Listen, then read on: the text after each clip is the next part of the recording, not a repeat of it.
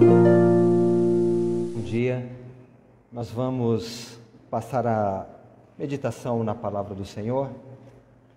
O texto base que nós vamos utilizar hoje é 2 Crônicas 32, verso de 1 a 23. Deixe sua Bíblia aberta, mas antes nós vamos fazer uma oração pedindo a ajuda e a direção do Espírito Santo para meditarmos na palavra do Senhor. Pai, nós te louvamos e te agradecemos, Senhor, pelo teu amor, pela tua bondade, pela tua misericórdia sobre nós.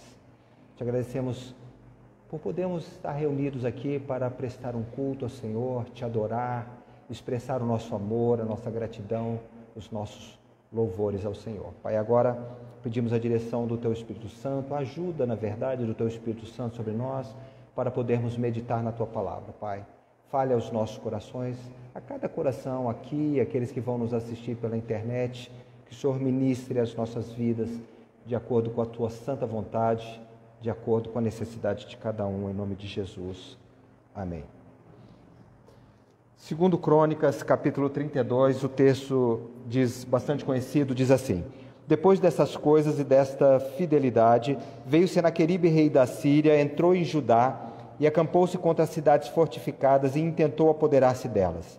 Vendo, pois, Ezequias que Senaqueribe vinha e que estava resolvido a pelejar contra Jerusalém, resolveu, de acordo com os seus príncipes e os seus homens valentes, tapar as fontes das águas que havia fora da cidade, e eles o ajudaram.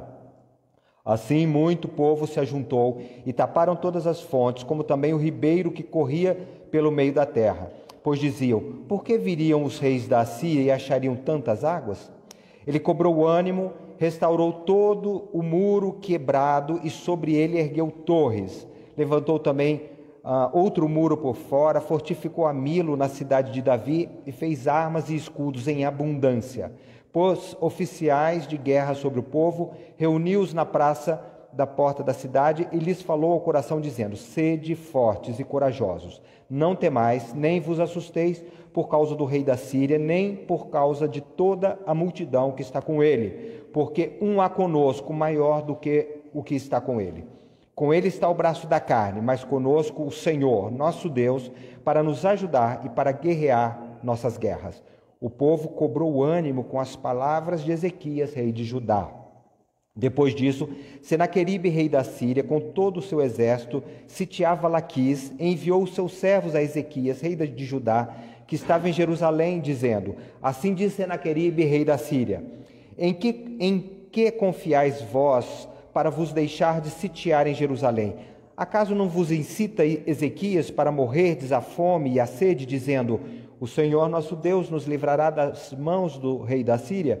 Não é Ezequias o mesmo que tirou os seus altos e os seus altares e falou a Judá e a Jerusalém, dizendo: diante de apenas um altar vos prostareis e sobre ele queimareis incenso?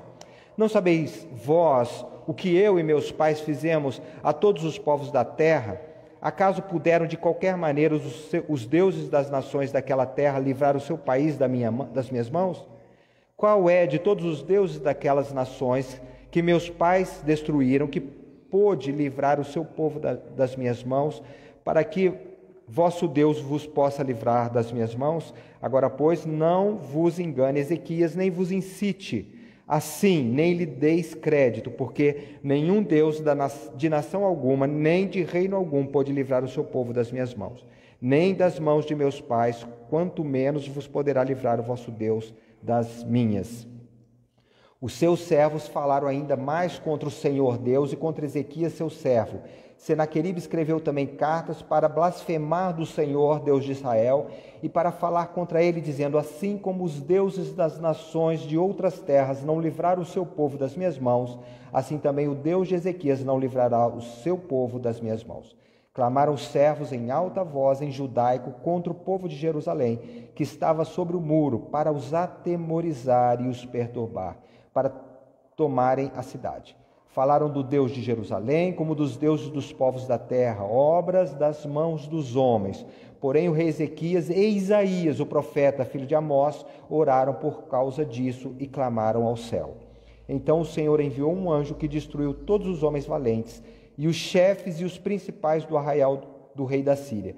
a estes com o rosto coberto de vergonha, e este com o rosto coberto de vergonha voltou para a sua terra. Tendo ele entrado na casa de seu Deus, os seus próprios filhos ali o mataram. Assim livrou o Senhor Ezequias e os moradores de Jerusalém das mãos de Senaqueribe, rei da Síria, e das mãos de todos os inimigos, e lhes deu paz por todos os lados. Muitos traziam presentes a Jerusalém, ao Senhor, e coisas preciosíssimas a Ezequias, rei de Judá, de modo que, depois disso, foi enaltecido à vista de todas as nações. Amém. O Senhor abençoe a sua palavra. Esse é um texto bastante conhecido e, com certeza, você já deve ter assistido ou ouvido muitas pregações acerca dele. Geralmente, a gente escuta pregações falando desse grande livramento que Deus deu ao povo de Judá e também da fé do rei Ezequias. Hoje eu gostaria de destacar alguns princípios bíblicos para a nossa vida que esse texto nos ensina. 6 princípios, na verdade. Eu tenho procurado pregar algum texto que nós temos da nossa leitura bíblica anual, ou da semana que passou, ou da semana que vai entrar. E nessa semana nós começamos Esdras e lemos esse texto de Ezequias. Nós lemos sobre a vida e o reinado de Ezequias, que sem dúvida foi o melhor rei de Judá. Nós sabemos que o reino de Israel foi dividido em 2 por causa da idolatria de Salomão. Isso está narrado no capítulo 11 de 1 Reis. E na sequência da leitura nós vimos que todos os reis do reino do norte, que continua a ser chamado de Israel, sem uma única exceção, foram maus, ímpios, fizeram o que era mal aos olhos do Senhor e foram idólatras, sem qualquer exceção. No reino do sul, o reino de Judá, também houve vários reis maus e ímpios que seguiram os caminhos dos reis do norte, como Roboão, Jeorão, Acás, Manassés, e eram reis também idólatras e cometeram muitas maldades em Judá.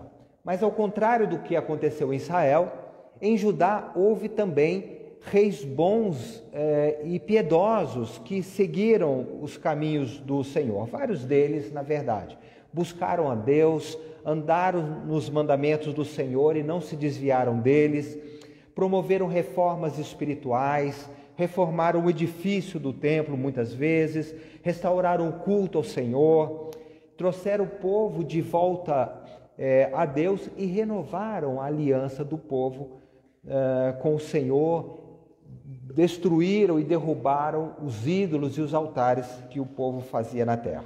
Ezequias foi um desses reis, juntamente com Josafá, com Asa, com Josias e outros bons reis. O autor do livro de Reis, no entanto, nos diz que não houve outro rei igual a Ezequias, nem antes nem depois dele, em Judá. O padrão dos reis bons de Israel sempre é Davi na Bíblia. Mas em Judá não houve outro rei semelhante a Ezequias, nem antes nem depois deles, porque Isaías confiava no Senhor e, segundo Reis 18:5, nos diz que ele se apegou a Deus e não se afastou dos seus mandamentos. Nós podemos ver uma confiança um exemplo dessa confiança que Ezequias tinha em Deus no livro do profeta Miqueias.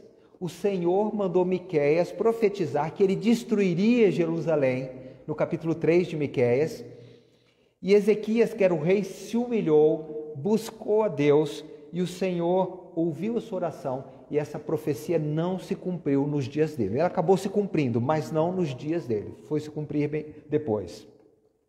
Ou então, quando Isaías profetizou da parte do Senhor, que Ezequias deveria botar a sua casa em ordem, porque o Senhor o levaria e ele morreria. Isso aconteceu depois desse texto que nós lemos, logo na sequência. Ezequias então chorou, se humilhou, orou a Deus, e o Senhor, o profeta Isaías estava saindo ainda, o Senhor mandou que ele voltasse e dissesse a Deus que ele tinha ouvido a oração do rei e que ele viveria mais 15 anos. Isso são exemplos da confiança que Ezequias depositava no Senhor. Agora aqui em 2 Crônicas, no capítulo 32, que nós lemos, Ezequias, o rei Ezequias e todo Judá com ele se vê em uma situação extremamente difícil, porque Senaqueribe havia subido ao trono da Síria, havia dado contra as cidades de Judá e agora estava se encaminhando para Jerusalém. E a Síria nessa época era o império dominante, era a potência militar da sua época, e veio fazer guerra contra Judá. Então nós vamos meditar aqui nesse texto e ver algumas lições espirituais que nós tiramos para a nossa própria vida. E o primeiro deles é que a piedade do crente não o isenta de lutas e dificuldades nessa vida. Na verdade, esse princípio a gente vê em tantos textos que chega a ser até repetitivo a gente falar isso, mas como tem gente que prega hoje, que crente não sofre, que crente não fica doente, que se você está sofrendo é porque você pecou e porque você não tem fé, então nunca é demais a gente insistir nesse princípio. A piedade do crente não o isenta de lutas e dificuldades nessa vida. Todos os relatos bíblicos que nós temos em Reis e em Crônicas mostram que o rei Ezequias era um rei piedoso, o melhor rei de Judá. Assim que subiu ao trono, Ezequias imediatamente restabeleceu a adoração ao Senhor, a celebração da Páscoa. Ele ordenou, como eu disse, que o templo fosse reaberto, porque Acás, o seu pai, que foi um dos piores reis de Judá, havia fechado o templo do Senhor. Ele mandou que os levitas e sacerdotes se purificassem novamente, consagrassem o templo. Ele retirou todos os ídolos de deuses pagãos que haviam sido colocados pelo seu pai no templo, os altares desses deuses, inclusive a serpente de bronze que Moisés havia construído no deserto, havia levantado para curar os que fossem picados das serpentes. Estava ali no templo, o povo adorava essa serpente. Ezequias destruiu essa imagem. Ele restabeleceu o culto ao Senhor, né? Mas nada disso impediu que esse grande exército da Síria, que era muito mais numeroso e muito mais poderoso do que o exército de Judá, invadisse a nação e cercasse Jerusalém. Mesmo Ezequias sendo esse rei piedoso, mesmo Ezequias tendo conduzido a nação ao Senhor, isso não impediu essa invasão. Assim também, o crente, por mais piedoso que você seja, por mais que você siga os caminhos do Senhor, isso não é uma garantia que você não vai ter luta, que você não vai ter as suas lutas a lutar, né, suas guerras a lutar nessa presente existência. Esse é o primeiro princípio. O segundo princípio é: Deus prova a nossa fé. Deus prova a nossa fé. A Bíblia nos ensina que Deus nos salva de graça, mediante a sua graça, por meio da fé.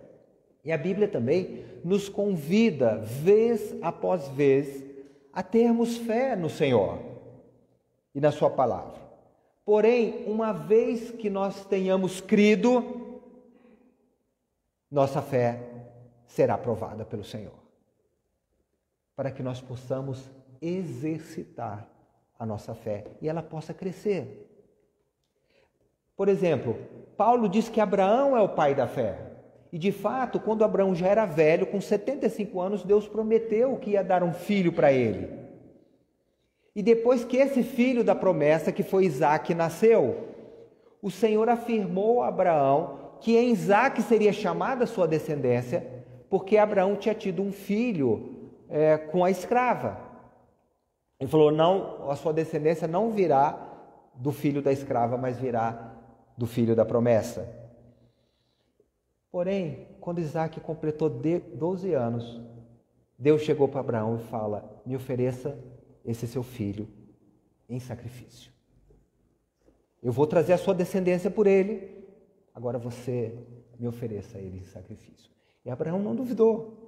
O autor de Hebreus nos diz que ele foi lá e obedeceu ao que Deus estava falando, porque ele cria que Deus era poderoso até para ressuscitar Isaque, porque a palavra do Senhor iria se cumprir. Por isso Abraão hoje é considerado o pai da fé.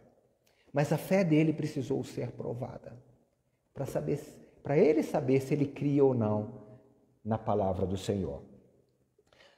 Na aliança que Deus fez com Israel por meio de Moisés, Deus prometeu que se eles obedecessem a palavra do Senhor, se eles andassem nos seus caminhos, se ele obedecesse os seus mandamentos, Deus daria vitória sobre os seus inimigos. E Ezequias fez tudo direitinho, ele fez tudo certo. Assim que subiu ao trono, ele nem esperou.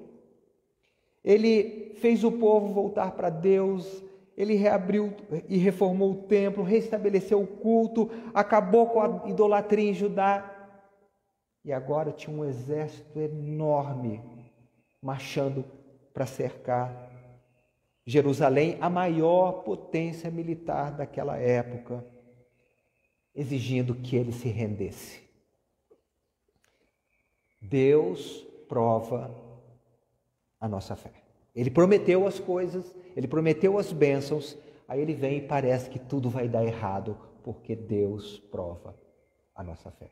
Você está passando por lutas? Tem um exército enorme, parece, em volta de você, que vai te destruir? Deus prova a sua fé, porque ele tem as promessas dele para você. E ele quer que você exerça a sua fé. Terceiro princípio, nós precisamos aprender a confiar e descansar em Deus no meio das nossas lutas. Os assírios eram odiados pelas nações daquela época por serem conhecidos como um povo que era muito cruel com os seus inimigos. Dizem que quando os assírios conquistavam uma cidade que se revoltava ou resistia à sua invasão, quando eles tomavam aquela cidade, eles cortavam os dedos polegares dos homens, para que eles não pudessem empunhar uma espada. Sem o polegar você não consegue empunhar uma espada, né? Então eles eram um povo muito cruel e torturavam também. E as pessoas detestavam os assírios. É provável, inclusive, que essa tenha sido uma das causas de que Jonas tenha fugido quando Deus falou que ele era para ele pregar a Nínive, a capital da Síria. Porque esse povo era um povo muito cruel e também talvez tenha sido por isso que ele ficou com raiva quando os assírios se converteram. Porque ele queria que Deus punisse aquele povo. E ele ficou deprimido porque o povo se converteu e Deus exerceu a sua misericórdia. O exército assírio também já havia destruído o reino do norte, o reino de Israel, há 21 anos também. E poderia agora muito bem destruir Judá. Nenhum dos problemas que a maioria de nós tem nessa vida hoje pode sequer ser comparado com a situação que Ezequias estava vivendo.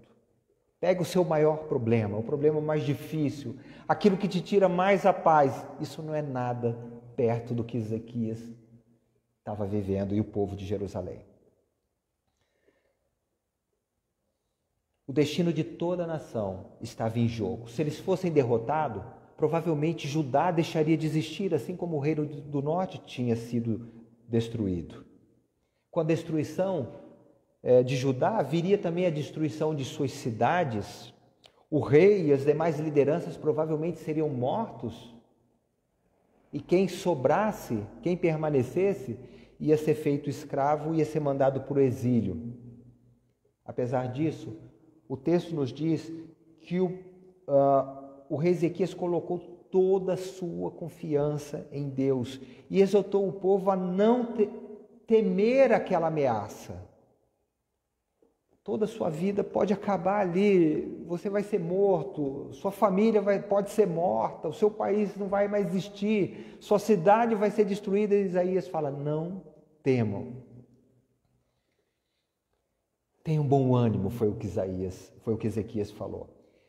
E a atitude que o rei desejava que o povo tivesse é a mesma atitude que nós devemos ter também na nossa vida, diante dos nossos problemas, diante das nossas lutas. Repare, no verso 7, o povo devia se esforçar para fazer o que era necessário e ter bom ânimo sem desanimar, é a primeira parte desse versículo, versículo 7.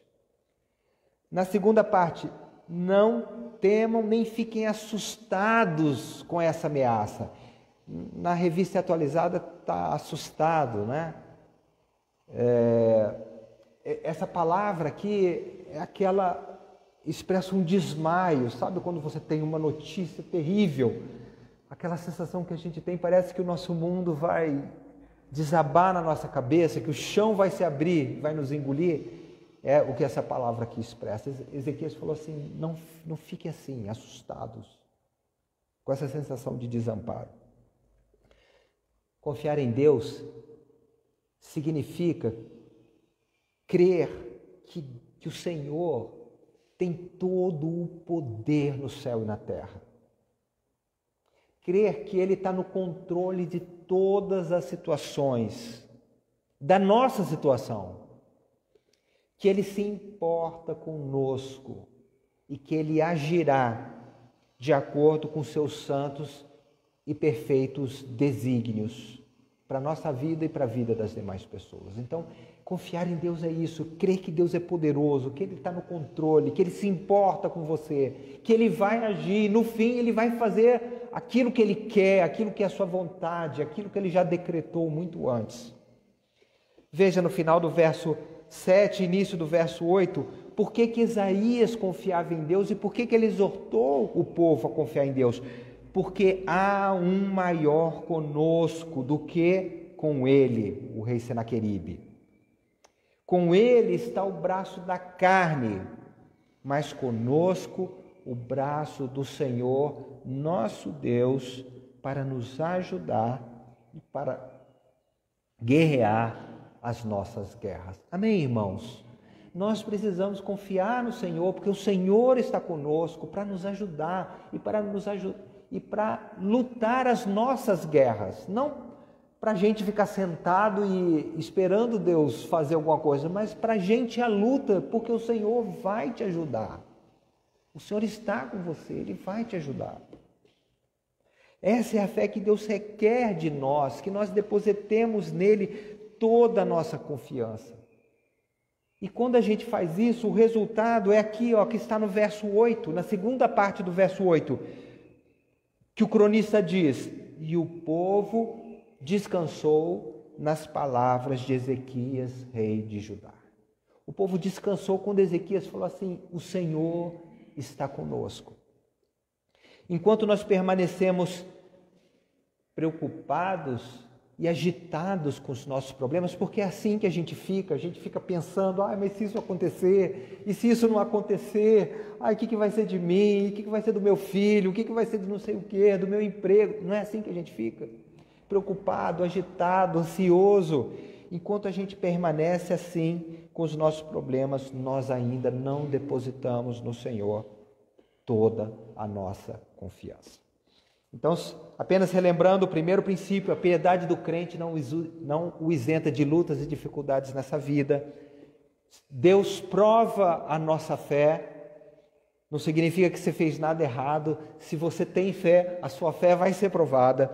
Terceiro, nós precisamos aprender a confiar e descansar em Deus nas nossas lutas. E quarto, diante das lutas, o Filho de Deus deve se preparar e fazer o melhor. Veja bem no verso 3. Quando Isaías soube que o exército assírio tinha marchado contra a cidade de Judá, porque primeiro o rei Senaqueribe foi contra a cidade de Judá e por último ele veio contra a capital. E agora ele estava se dirigindo para Jerusalém. O rei tomou todas as medidas necessárias para enfrentar aquela crise. Verso 3. Ele reuniu seus conselheiros, ele mandou tapar as fontes de água fora dos muros da cidade. Verso 5. Ele fortificou a cidade, edificou o muro que estava quebrado, construiu outro muro, fez muitas armas e escudos em abundância para o seu exército. Verso 6. Pôs oficiais de guerra sobre o povo. O princípio espiritual aqui é que confiar em Deus não significa que nós não devamos fazer tudo aquilo que está ao nosso alcance e que for necessário para resolver o nosso problema. Vinha um exército marchando contra Jerusalém, Ezequias foi lá e fez tudo o que ele precisava fazer. Primeiro ele confiou em Deus, depois ele foi lá e se preparou. Deus, quando deu a terra de Canaã para o povo de Israel, no Egito, ele mandou que eles fossem lá e conquistassem a terra. Tinha inimigos lá, tinha um monte de povos que eram na posse daquelas terras. O Senhor vai lá e conquiste a terra, eu vou ser com vocês. O povo precisava ir lutar. Um exemplo atual, num sentido contrário, muitas vezes a gente escuta um crente que está doente e fala assim: eu não vou tomar remédio porque eu tenho fé que Deus vai me curar. Sabe o que é isso? Isso é tentar Deus. Deus pode te curar? Pode. Mas você não sabe se Ele quer fazer isso na sua vida. Não é? Você precisa fazer tudo que está ao seu alcance. Tem o médico, tem o remédio, uma cirurgia. Se você pode fazer isso, se isso é necessário, você deve fazer e Deus vai te abençoar. Deus vai abençoar o seu tratamento, Deus vai abençoar a sua cirurgia. E se Ele quiser, Ele vai inclusive te curar sem você fazer nada disso. Mas isso não te exime de você fazer tudo que é necessário. Pela misericórdia divina, o exército assírio foi derrotado sem que Judá necessitasse lutar, sem que Judá tivesse erguido uma única espada. Mas o fato é que o exército israelita, apesar de ser menor e menos poderoso, estava preparado para a batalha. Então nós devemos fazer tudo o que é necessário para enfrentar os nossos problemas, além de confiar em Deus, obviamente. O quinto princípio que esse texto nos ensina é que existe uma realidade espiritual por trás das nossas lutas. O texto é claro, e esse texto de Crônicas ele está um pouco reduzido, porque o texto paralelo no livro de Reis, ele é bem mais longo, e o autor de Reis dá bem mais detalhes sobre esse episódio. Na antiguidade, as pessoas acreditavam que cada cidade, cada país tinha um Deus que protegia aquela cidade, aquela nação, os seus adoradores ali naquele lugar. E quando essas cidades ou países iam para a guerra, o verdadeiro confronto se dava entre os dois deuses das partes que estavam em guerra.